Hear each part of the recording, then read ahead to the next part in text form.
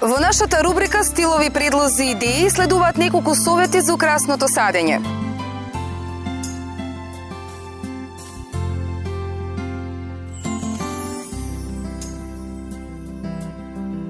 Пораснатите и полупораснатите дрвја се голема вредност во градинарскиот простор. Нивната големина не настанува брзо, а нивните сенки внесуваат во градината посебен квалитет.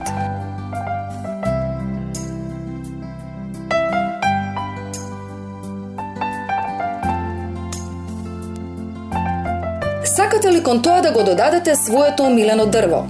Малите нежни дрвја се идеални за ограничени простори, а во поголемите градини, ако се стручно поставени, ќе издигнуваат и ќе истакнуваат убавината на големите пораснати дрвја. Обратно, доминираат ли постојните дрвја?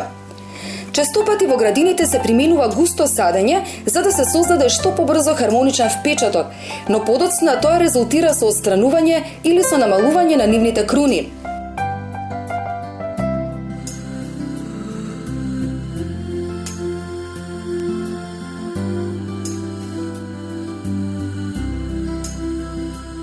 Ако дрвјата го спречуваат погледот или одземаат светлината, мораат да се подкастрат на соодветен начин.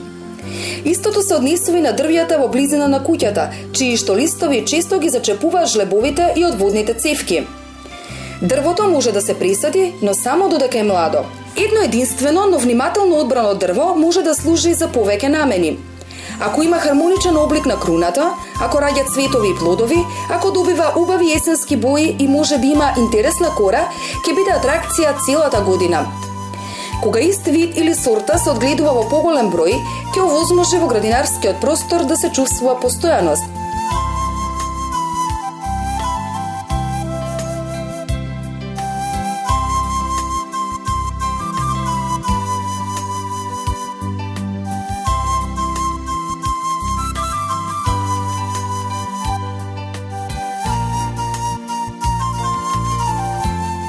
Садењето различни видови дрвја може да остави краткотраен или долготраен впечаток, а наблюдувањето на развојот на дрвјата сигурно е едно од врвните уживања во градината.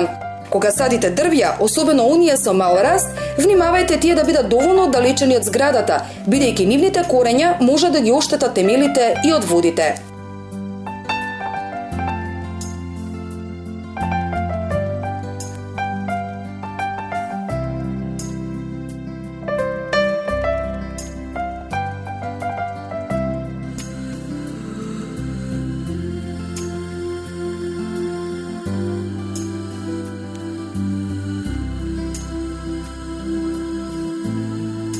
Дали постојните грмушки се украс во градината подолго време и дали добро се развиваат, погледнете во следниот прилог.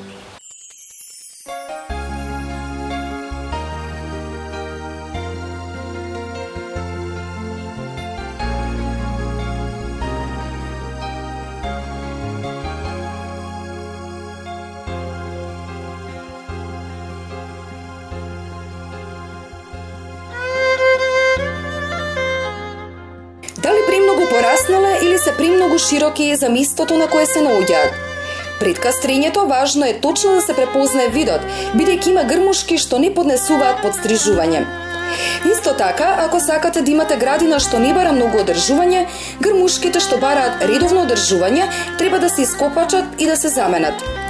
Калемините грмушки честопати од подлогата развиваат фиданки кои треба да се отстранат, бидејќи многу лесно може да го исцрпат и да го надвладеат матичното растение.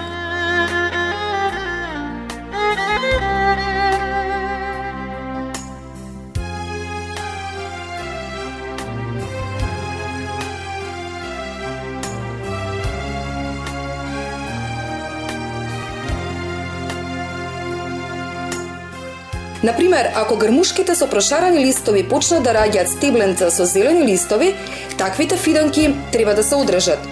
За секој месец во годината, па дури и за темно зимско време, има грмушки што имаат убава боја, интересен изглед и мирис.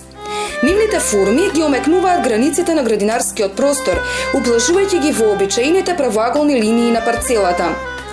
Некои грмушки имаат двојна улога, најнапред цветаат, а подоцна носат плодови. Грмушките се идеални растенија за да се направи засолниште, бидејќи најчесто се покриени со лисје се до земјата, а вечно зелените го задржуваат лисјето и зиме.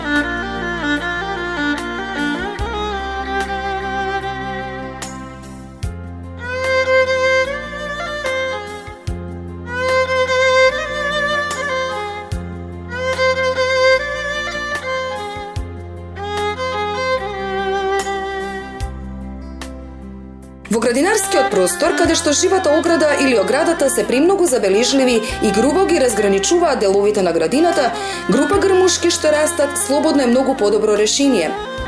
Грмушките може да се избираат така што ќе овозможат прибежиште и гнезда за птиците или ќе бидат извор на храна за животните што тука ја минуваат зимата. Многу грмушки се многу употребливи и како режани украси за цветни и други аранжмани.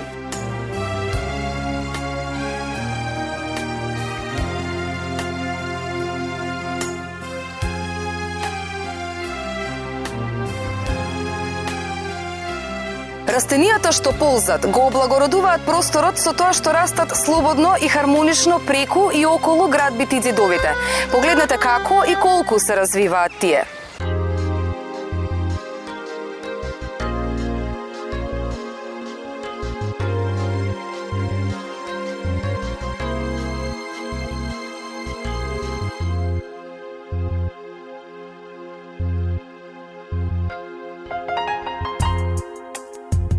Дали се растенијата што ползаат премногу развиени за конструкциите што ги подпираат, без оглед дали станува збор за дрво, ѕид, лак или пергола. Растенијата што го прераснале предвидениот простор треба силно да се подкастрат, иако тоа најверојатно ќе влијае за значително намалување на цветањето и на раѓањето плодови. Ако големите грмушки што растат до ѕидовите се засадени премногу близу до ձидовите, можат да ги оштетат темелите на зградата. Ако пак се засадени премногу густо, на ѕидовите може да предизвикаат дамки од влага, а ако премногу се развиле, ќе го спречуваат влегувањето на светлина во внатрешноста на куќата.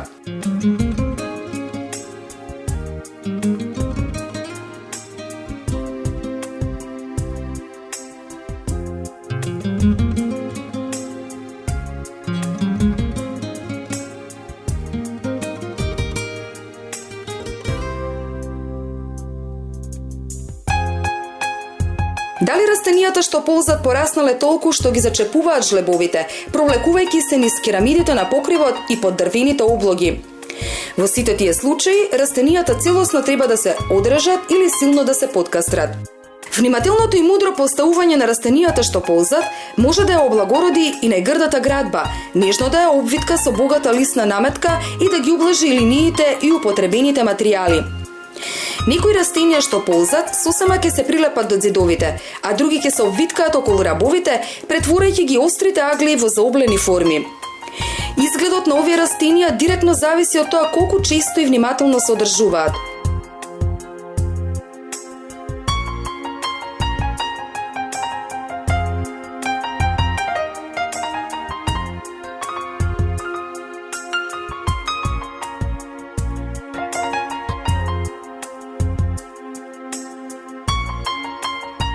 Ако го оставите без контрола, бујното растение што ползи за неколку сезони ќе ја покрие целата градба.